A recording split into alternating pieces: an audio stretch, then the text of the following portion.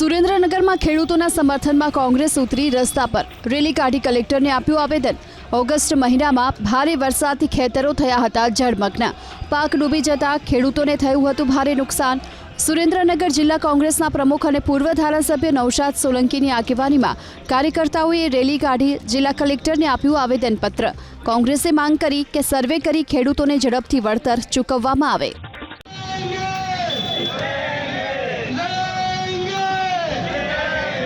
સુરેન્દ્રનગરમાં ખેડૂતોના સમર્થનમાં કોંગ્રેસ ઉતરી રસ્તા પર રેલી કાઢી કલેક્ટરને આપ્યું આવેદન।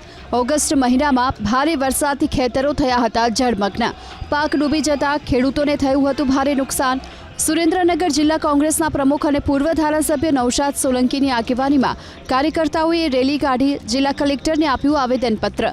કોંગ્રેસે માંગ કરી કે સર્વે કરી ખેડૂતોને ઝડપથી વળતર ચૂકવવામાં આવે।